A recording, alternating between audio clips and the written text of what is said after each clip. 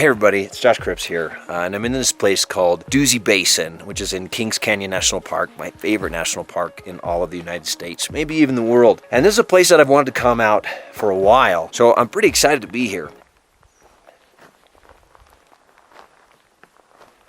Now, for this video, I really wanted to try to find somewhere beautiful to film and do some photography, but unfortunately this is the best that I could find, so check this out.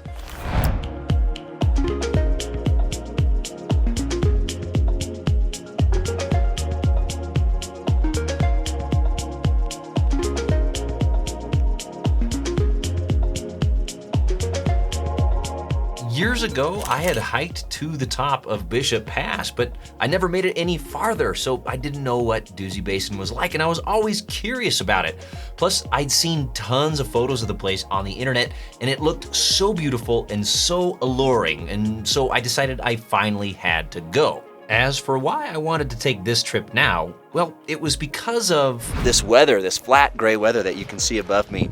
Now, typically I like to come backpacking in early July because we get the monsoon thunderstorm kind of behavior in the atmosphere. But this year, we're getting all this late season atmospherics and thunderstorms, so it's a really exciting time to be out here. It's the end of August, which is great. It means there's no mosquitoes at all, but we're getting these really epic skies. In fact, the last couple of days where I live up in Mammoth, the weather has been unreal. We're talking crepuscular rays and lightning bolts and double rainbows. We had a full arc double rainbow and light, just beautiful. It's been beautiful, beautiful, beautiful. And that pattern seems to be holding here into the trip. And so I got my fingers crossed for some really neat conditions. And what's cool and unusual about these thunderstorms that we're seeing right now is that typically a Sierra thunderstorm will build up around noon or 1 and start to rain around 2 or 3, and that'll last till 5 o'clock or so, and then it starts to break up again. But typically, all those clouds just disappear, and by the time sunset rolls around, the sky will be completely flawless with not a cloud to be seen. So it can be frustrating from a photography standpoint. But for the last couple of days, these thunderstorms have persisted not only through the sunset, but on into the night as well, and it's made for some really exciting conditions for photography. And I think that's going to happen today as well. There's just fantastic, beautiful texture in the sky. You can see curtains of rain coming down over these mighty peaks. But out to the west, there's a strip of blue sky. It gives me a lot of hope that when the sun drops into that slot, we're going to see something incredible. I'm thinking we're going to see light beams. I'm thinking we're going to see spotlighting on the landscape. And I think we're also going to see a pretty fantastic sunset. So I can't guarantee it. I never guarantee anything when it comes to thunderstorm photography, but that's my hope. And it's starting to rain and hail on me here again a little bit. So I think I'm going to go hide in a tent and then go out and do a little bit of scouting.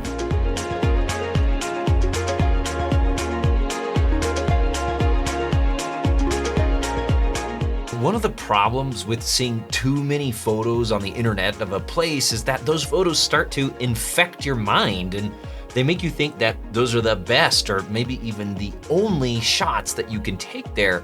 And as I looked online at these Dusy Basin photos, a specific kind of shot kept appearing over and over in the search results. It was the skyline of Dusy Basin with Isosceles Peak big and powerful on the right-hand side of the photo, and all of this reflected in a lake, and then everything punctuated with beautiful light. Now, these shots were gorgeous, but they all had the exact same composition. And so I had two simultaneous but opposing thoughts. The first one was, I want to find that spot because it looks fantastic. But at the same time, surely there has to be more than just that one composition there. So how do I take my Dusy Basin reflection shots and make them my own? This is what I was thinking about as I sat in my tent waiting for the rain to stop and getting ready to shoot.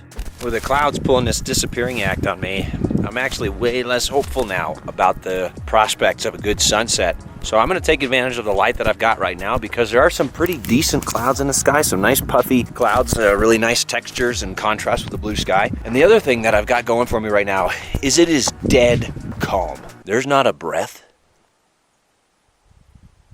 of wind anywhere. And I think that's going to set me up really beautifully for some incredible reflections in these little tarns and lakes over here.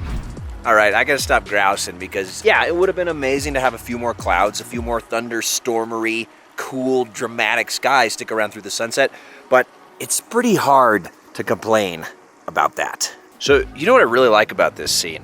It's not just the reflection, because to be honest with you, I find that reflections are often a crutch in photography. They're just an easy way to make a photo look good. And so you just see these photos of a sky and some mountains reflected in a lake, and that's it. That's like composition 101. That's the easiest kind of reflection composition to make. But to me, there's always another level. There's always another step that you can take to create an interaction between the landscape and the reflection. And this spot, it's wonderful for that, because you see how you have this peak. It's called Isosceles Peak, and it's coming down right into this little tarn right here. So it's really highlighting that one particular component. So I'm really falling in love with this scene.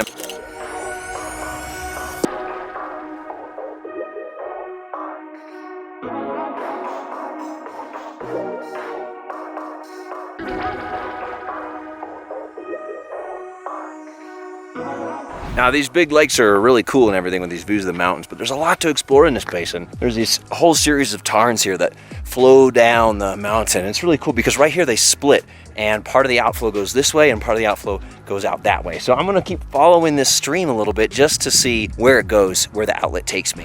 And that outlet leads to a drop off here with an incredible view out over this vast valley. And on this hillside, the heather, the mountain heather, is just vibrant red, and it's a beautiful telephoto shot with those backlit trees. So I'm gonna switch up and shoot that with my long lens.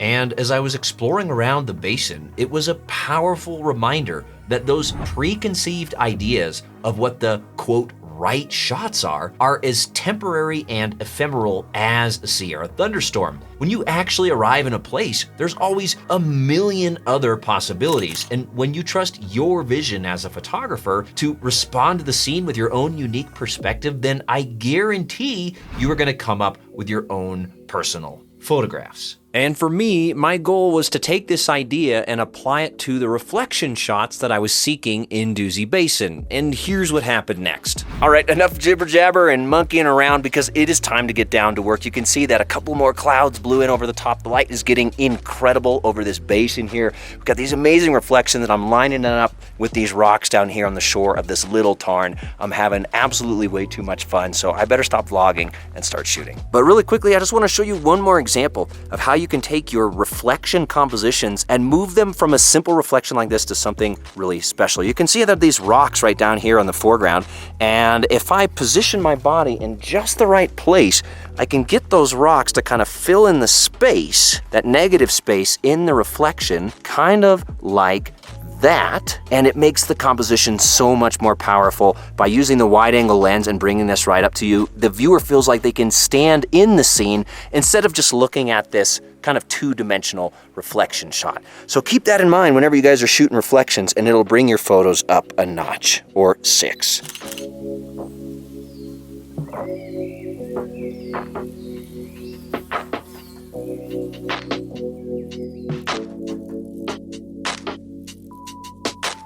You couldn't wipe the smile off my face right now with the world's biggest eraser. I know I say this a lot, but it doesn't get any better than this.